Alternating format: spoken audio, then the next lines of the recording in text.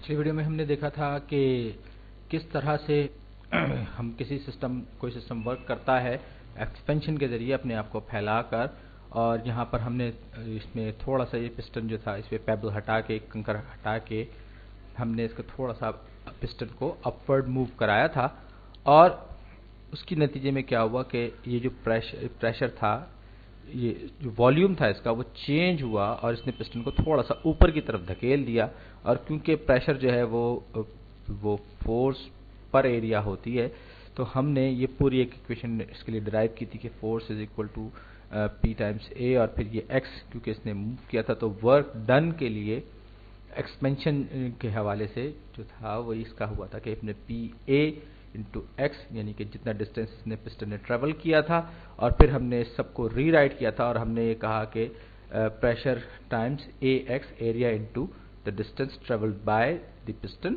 और फिर क्योंकि ए और एक्स जो है वो चेंज इन वॉल्यूम है, तो लिहाजा हमने इसको डेल्टा वी यानी चेंज इन वॉल्यूम कर दिया, यानी कि work done by the system हो गया चेंज इन वॉल्यूम। तो अब ये जो है ये work done by the system था, तो इसलिए इसको मैंने माइनस कर दिया। और ये जो मेरे पास है ये work pressure times change in the volume, इस तरह से मेरे पास चेंज इन इंटरनल एनर्जी आ गया। और ये हम बात कर रहे थे क्वासी स्टैटिक स्टेट की, यानी कि हम जो भी तब्दीली ला रहे हैं सिस्टम के वॉल्यूम में, बहुत छोटे छोटे स्टेप्स की शक्ल में है।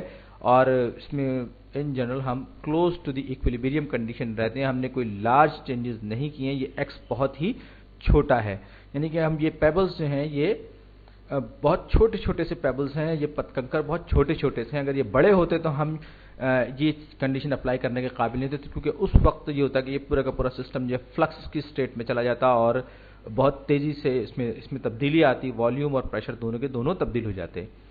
अब हम इसको रिलेट कर रहे हैं प्रेशर पीवी डायग्राम पर, जैसे हमने पिछली वीडियो में भी किया था। हम इसको मजीद एक्सप्लेन करने की यहां पर कोशिश कर रहे हैं। अब ये मैंने एक नहीं बनाई, ये मैक्रो स्टेट्स की बात मैं कर रहा हूं। एक बात फिर बता दूं कि मैक्रो स्टेट की हम बात कर रहे हैं यहां पर। और ये जनाब ये देखिए, ये आया ये आपको पता चलेगा कि ये थर्मोडायनेमिक्स वाले जो है इनमें इतना इंटरेस्ट क्यों रखते हैं। अब हम ये मेरे पास एक पहली स्टेट थी, इसमें हम इक्विलिब्रियम कंडीशन में थे, वॉल्यूम था, टेम्परेचर था और कोई ना कोई इसका प्रेशर था। तो यहां मैं प्रेशर और वॉल्यूम की बात करूंगा। तो फर्ज कीजिए कि इसको मैंने स्टेट 1 का नाम दिया, स्टेट नंबर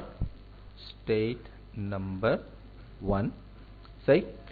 अब मैं ये एक पेबल को, यानी एक कंकर को, पत्थर के छोटे से टुकड़े को मैंने यहां से हटा दिया। और ये क्योंकि क्वासी स्टैटिक प्रोसेस है, इसका एक अपना भी एरिया, ये रिवर्सिबल भी मैं इसको अस्यूम कर रहा हूँ, बात जरूरी नहीं है कि रिवर्सिबल भी हो, लेकिन बहरहाल यहां पर मैं एक आइडियल केस की बात कर रहा हूं। तो ये इसको मैंने बहुत तब्दीली करके मैं छोटे स्टेप्स लेता हुआ स्टेट 2 में आ गया। यानी आप यूं समझ लीजिए कि यहां पर मैंने कुछ इस तरह से किया कि ये कंकर हटाते आखिरकार मेरे पास सिर्फ एक कंकर रह गया। और जैसे कि मैंने पिछली वीडियो में भी किया था, तो अब जब हम एक कंकर हटाएंगे, एक पत्थर हटाएंगे, तो फिर इस तरह से, फिर दूसरा, फिर तीसरा, और ये छोटे से स्टेप्स हैं। ये क्वासी स्टैटिक प्रोसेस है, तो हर बारी ये अपने आप को एक नई स्टेट में लेके जा रहा है, लेकिन ऑलमोस्ट कांस्टेंट है इसमें सब चीजें। तो अब हम इसको इस तरह से एक कर्व से या एक स्ट्रेट लाइन से मिला सकते हैं। मेरा ख्याल है कि मैं इन दोनों स्टेट्स को दोबारा से बना लूं ताकि आप ज्यादा बेहतर तौर पर समझ सकें। ये मेरा पिस्टन है, ये कैनिस्टर था, और ये मेरे पास एक पेबल रखा हुआ है, ये स्टेट 2 है। और ये गैस के कुछ मॉलिक्यूल्स हैं, कुछ गैस पार्टिकल्स हैं, जाहिर है आइडियल गैस है, ये स्टेट 2 है। अब ये देखिए, ये मेरे पास है पहली स्टेट, जबकि मेरे पास ज्यादा पेबल्स थे, ज्यादा कंकर थे, इसके ऊपर ज्यादा इसके ऊपर दबाव था। और ये दूसरी स्टेट। तो अब जाहिर बात है कि जब पहले मेरे पास ज्यादा था तो ये प्रेशर इसका हाई था, वॉल्यूम लो था, यानी कि प्रेशर ज्यादा था, वॉल्यूम कम था। ये प्रेशर वाई एक्सिस पे और वॉल्यूम एक्स एक्सिस पे। तो मेरे पास पहली कंडीशन में प्रेशर ज़्यादा था और वॉल्यूम कम था, और ये हमारे पास एक ये पाथ बनाते बनाते बनाते बनाते हम आखिरकार हम ये छोटे छोटे स्टेप्स लेते हुए स्टेट 2 तक पहुंच गए। तो यहाँ पर क्या है, प्रेशर जो था जो हुआ वो लो हो गया, जबकि वॉल्यूम जो है वो हाई हो गया, यानी बढ़ गया। प्रेशर कम हो गया और वॉल्यूम जो है बढ़ गया। ये हमारे सामने यह है कि ये दूसरी इक्विलिब्रियम कंडीशन या फाइनल कंडीशन। इसकी मैक्रो स्टेट्स की बात करूं, जाहिर बात है माइक्रो स्टेट्स तो हर वक्त तब्दील होती रहती हैं। तो अब यहां पर जो है इनको ज़्यादा जगह मिल गई है, ज़्यादा वॉल्यूम है, तो अब डेंसिटी भी कम हो गई है और वॉल्यूम बढ़ गया है। तो अब मैं इस पाथ को डिस्क्राइब कर रहा हूं। ये पूरा एक पाथ बनेगा, जाहिर बात है डॉट्स को मिलाऊंगा। हर क्वासी स्टैटिक प्रोसेस के हर स्टेप को मैं एक डॉट से जाहिर करूंगा और उनको मैं ज्वाइन करके एक तरह से कर्व बनाऊंगा। तो ये जो है यहाँ पर ये जो कंडीशन है P टाइम्स डेल्टा V जो है वो होल्ड करेगी, यानी कि चेंज इन द वॉल्यूम। यानी कि अगर फर्ज कर लीजिए मैं पहले स्टेप की बात कर रहा हूँ, तो यहाँ पर मेरे पास ये छोटा सा ये डेल्टा V होगा, क्योंकि मैंने वॉल्यूम में बहुत थोड़ी सी तब्दीली की, बहुत थोड़ी सी तब्दीली की है। और ये जो डेल्टा टाइम्स V है, डेल्टा V जो है ये बहुत थोड़ा सा है और बहुत ही जिसे कहते हैं कि इन्फिनिटेसिमली स्मॉल है। ये बहुत छोटा सा है। तो अब क्या है, ये मैंने इस एरिया का जो टोटल वर्क डन जो होगा ये P डेल्टा V, ये इस कर्व या इस रेक्टेंगल के अंडर का जो एरिया है, अगर आपने कैलकुलस की हो तो आप इससे थोड़ा बहुत वाकिफ होंगे एरिया अंडर द कर्व का। तो ये जो दो इसके दरमियान जो एक रेक्टेंगल बन रही है, तो इसके दरमियान ये जो होगा ये टोटल वर्क डन होगा। अब नया प्रेशर आ गया मेरे पास यहाँ। अब मैं मजीद एक पेबल मैंने और हटाया, तो डेल्टा V मेरे पास एक और है। इसी तरह यहाँ पर भी मैं छोटा सा ये स्टेप है, तो अब जो वर्क डन हुआ होगा, सिस्टम ने जो काम किया होगा, वो इस कर्व के अंडर का एरिया होगा, इस रेक्टेंगल के अंदर का एरिया होगा। इसी तरह मैं चलता चला जाऊंगा तो मेरे पास रेक्टेंगल आफ्टर रेक्टेंगल, एक के बाद एक रेक्टेंगल आती चली जाएगी, यहां तक कि मैं स्टेट 2 में ये रेक्टेंगल्स बनाता हुआ पहुंच जाऊंगा। तो अब मैं अगर इन सारे के सारे रेक्टेंगल्स के एरियाज को जमा कर लूं, तो मेरे पास एक final area under the curve आ जाएगा, जो कि मेरे टोटल वर्क डन के बराबर होगा, जो मैंने स्टेट 1 से स्टेट 2 में आने के लिए किया है। लेकिन अगर आप इन पेबल्स को, इन कंकरों को और बहुत छोटा छोटा करते जाएं, यानी क्वासी स्टैटिक प्रोसेस की हम बात करें, तो आप इनको बहुत ही छोटा करेंगे तो डेल्टा बहुत छोटा हो जाए, तो फिर क्या होगा, फिर हम कैलकुलस की दुनिया में दाखिल हो जाएंगे। ये बहुत छोटे इन्फिनिटेसिमली स्मॉल इंक्रीमेंट्स की या इन्फिनिटेसिमली स्मॉल डेल्टा V की मैं बात कर रहा हूं। और जब कोई चीज इन्फिनिटेसिमली स्मॉल हो जाती है, फिर हम कहते हैं कि ये चेंज है, ये dV हो गया, यानी कैलकुलस के हिसाब से ये dV हो गया।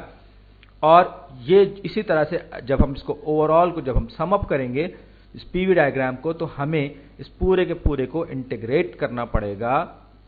और इस तरह से क्या होगा, मेरे पास वॉल्यूम अंडर दिस, ये जो मेरे पास जो पूरा पूरा एरिया अंडर द कर्व है, ये मेरे वर्क डन को शो करेगा। और जब मैं इसका इंटीग्रल लूंगा, तो इंटीग्रल ये कर्व जो है, ये जो कर्व है आप इसे P as a function of V भी लिख सकते हैं, क्योंकि x एक्सिस पर V है। और अगर आपने देखा होगा कि y is the function of x, बिल्कुल उसी तरह जो है ये P is the function of V है, यानी कि P जो है वो V का एक फंक्शन है। तो एरिया अंडर द कर्व इस सिचुएशन में वो क्या होगा, वो होगा P is the function of V, सही, टाइम्स मल्टीप्लाइड बाय dV। ये इसका इंटीग्रल मैं लूंगा, और मुझे क्योंकि स्टेट 1 से स्टेट 2 तक पहुंचना है, तो लिहाजा मैं इसको इंटीग्रेट करूंगा। अपर लिमिट, लोअर लिमिट इसकी होगी V इनिशियल और अपर लिमिट इसकी V फाइनल, जो कि यहां पर 1 और 2 है वॉल्यूम की। तो अब ये एक एक्सप्रेशन है, अगरचे आपको अगर कैलकुलस से दिलचस्पी नहीं है तो आप इसे छोड़ भी सकते हैं, लेकिन इससे आपको समझ में आ जाएगा कि हम किस तरह से आगे बढ़ते हैं। अब मैं आपसे एक और सवाल पूछना चाहूंगा।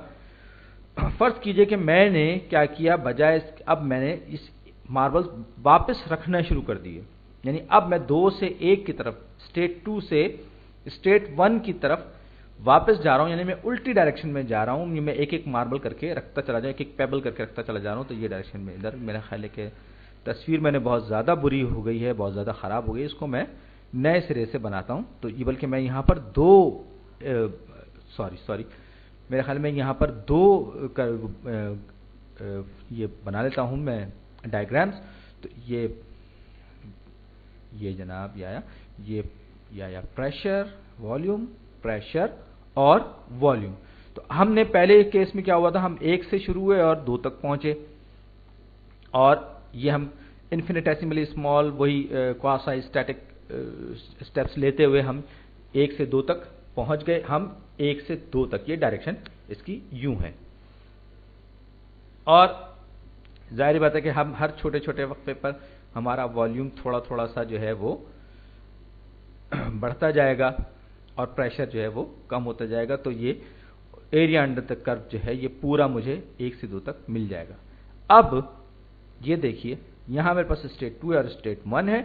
अब मैं क्या कर रहा हूं, अब मैं 2 से 1 की तरफ जा रहा हूं, यानी कि मैं क्वासी स्टैटिक प्रोसेस तो है, लेकिन यहां जो है मैं उल्टे डायरेक्शन में जा रहा हूं। और ये जो एरिया अंडर द कर्व है ये मेरे इस पूरे प्रोसेस को डिफाइन करेंगे, work done by the on the system. लेकिन यहां पर work done by the system है पहले केस में, जब हम 1 से 2 तक जा रहे हैं, और ये work done on the system है, यानी कि इसमें सिस्टम पर काम हुआ है और पहले केस में सिस्टम ने काम किया था। ये बस इन दोनों में फर्क होगा, बाकी इन दोनों में कोई बहुत नुमाया फर्क नहीं होगा। मैं इसको work done bye on the system को मैंने ग्रीन कर दिया, ये work done on the system है। अब एक बड़ा दिलचस्प आइडिया है, फर्ज कीजिए कि, और ये बड़ा इंपॉर्टेंट आइडिया भी है, फर्ज कीजिए मैं एक और पीवी डायग्राम बना रहा हूं। ये बड़ी सिंपल सी पीवी डायग्राम है। ये प्रेशर वाई एक्सिस पे और एक्स एक्सिस पर वॉल्यूम है। मैंने स्टेट 1 से स्टार्ट लिया और एक कर्व डिफाइन करता हुआ क्वासी स्टैटिक प्रोसेस को फॉलो करता हुआ मैं स्टेट 2 में पहुंच गया। सही, तो work done by the system, ये मैं 1 से 2 की तरफ जा रहा हूं, 1 से 2 की तरफ जा रहा हूं। तो इस सूरत में work done by the system जो है वो एरिया अंडर द कर्व होगा। बात बहुत वाज़ेह है, इसमें तो कोई मतलब परेशानी वाली बात नहीं है। अब मैं क्या कर रहा हूं, अब मैंने ये किया कि मैं इसको उल्टा लेकर चल रहा हूं, यानी कि मैं इस प्रोसेस को चेंज कर रहा हूं, लेकिन जरा मुख्तलिफ अंदाज में, यानी कि मेरा वापसी का जो पाथ होगा थोड़ा सा मुख्तलिफ होगा। ये कुछ इस तरह से होगा, यानी कि क्वासी स्टैटिक प्रोसेस मैंने फॉलो किया है, हर स्टेप मेरा क्वासी स्टैटिक है, लेकिन अब इस सूरत में work done on the system, ये सिस्टम पर किया गया जो वर्क है वो क्या होगा, जाहिर बात है कि वो area under the second curve होगा। इसमें भी कोई अजीबोगरीब अचंभे वाली बात नहीं है। जाहिर बात है कि ये हमारे दूसरे इसका पाथ है। तो ये एक है, पहला work done on the system और दूसरा work done by the system. तो ये जो बीच का जो एरिया है ये क्या है, ये तो ब्राउन कर्व के अंडर में जो है ये तो work done on the system है, work done by the system है, और ये जो मजेंटा है ये work done on the system है। सवाल ये कि जो टोटल एरिया जो है, नेट वर्क जो है, मुकम्मल जो वर्क है वो क्या होगा, वो इस लूप जो बन रहा है 1 से 2 और फिर 2 से 1 वापस, तो इसको हम ये जो लूप है ये मैं इसको मिटा रहा हूं। ये जो एरिया है कैलकुलस में, इसका हम ये कहते हैं कि ये net work done by the दोनों डायरेक्शंस का मजमुआ, दोनों डायरेक्शन का सम, यानी हम पहले 1 से 2 और फिर 2 से 1 पर जब हम गए तो ये हमारे पास एक पूरा का पूरा एक सम हमारे पास आ गया, और ये इसको हम मालूम करेंगे इस एरिया अंडर दी लूप। ये पूरा एक लूप डिफाइन कर रहा है, लूप क्लोज है, जाहिर बात है।